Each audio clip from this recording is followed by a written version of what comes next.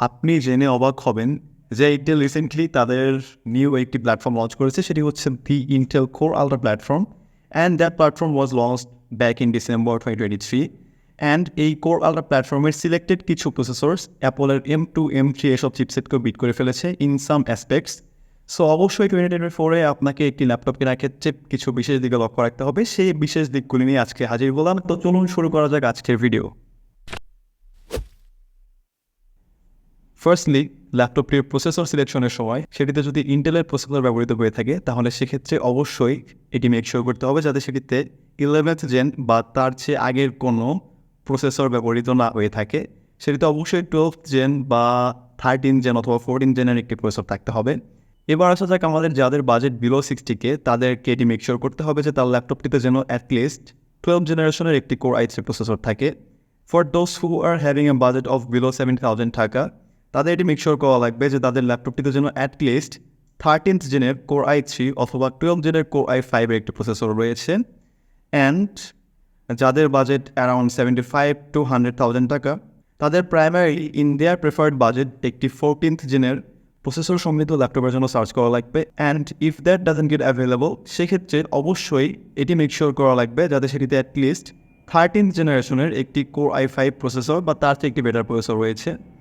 And lastly, যাদের budget over 100,000 টাকা, তাদের জন্য তো ডেফিনেটলি ম্যাকবুকসের অপশন অ্যাভেলেবল রয়েছে। And at the same time তাদের এই বিষয়টি মেক শিওর করতে হবে যাতে তাদের ল্যাপটপটিতে অ্যাটলিস্ট 14 জেনারেশনের একটি কোর i5 অথবা তাদের মেইন প্রায়োরিটি যদি কন্টেন্ট ক্রিয়েশন থাকে, সেক্ষেত্রে অবশ্যই এটি মেক শিওর করতে হবে যাতে তাদের ল্যাপটপটিতে একটি ইন্টেলের কোর আলট্রা সিরিজের প্রসেসর ব্যবহৃত হয়ে থাকেন।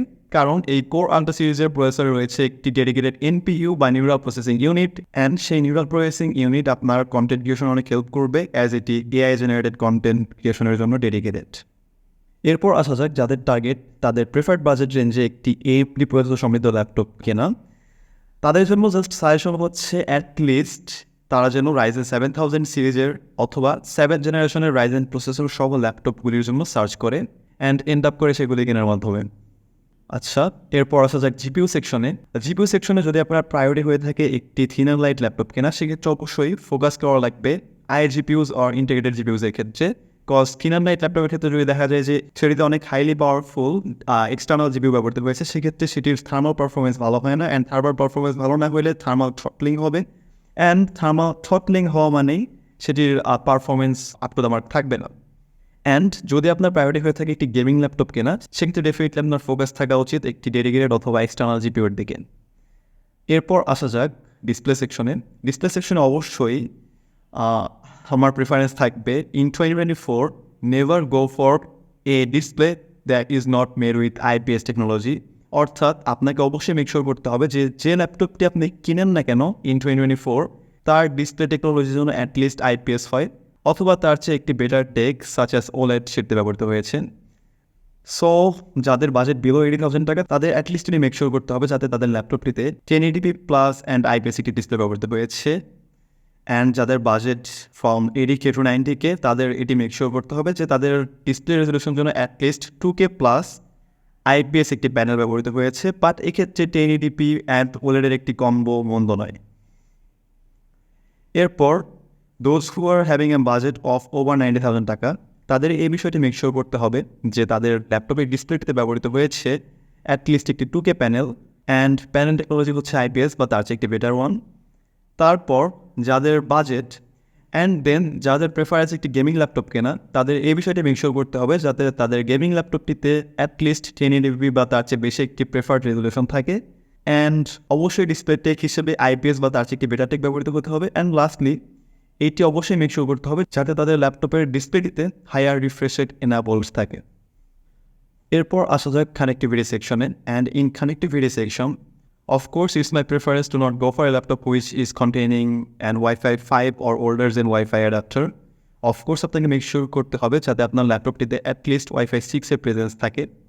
অ্যান্ড যাদের বাজেট বিলো 90,000 টাকা, তাদের জন্য অ্যাটলিস্ট Wi-Fi 6 এর প্রেজেন্স থাকতেই হবে ল্যাপটপটিতে। And the same time Bluetooth version 5.1 and USB Type-C এর প্রেজেন্স থাকতে হবে একটি পোর্ট মিনিমাম। অ্যান্ড যাদের বাজেট ওভার 90,000 টাকা, তাদের এটি মেক শিওর করতে হবে যাতে তাদের ল্যাপটপটিতে Wi-Fi চিপ হিসেবে Wi-Fi 6E, at the same time Bluetooth version 5.1 plus and সেটাতে থান্ডারবোল্ট 4 এর প্রেজেন্স থাকে। থান্ডারবোল্ট 4 হচ্ছে ইউএসবি টাইপসের একটি স্পেশাল ভার্সন, যেখানে max 40 GB base data transfer করা যায়, and at the same time এটির সাহায্যে অনেকগুলি ডিভাইসকে একসাথে কানেক্ট করা যায়। And lastly RAM and storage. RAM and স্টোরেজের ক্ষেত্রে অবশ্যই যদি আপনার বাজেট বিলো 90,000 টাকা হয়ে থাকে, সেক্ষেত্রে আপনাকে মেক শিওর করতে হবে যাতে আপনার ল্যাপটপটিতে অ্যাটলিস্ট DDR4 টেকনোলজির একটি র্যাম ব্যবহৃত হয়ে থাকে। অ্যাট দ্য সেম টাইম অবশ্যই র্যামের মিনিমাম প্রেফারেন্স হচ্ছে 16 GB।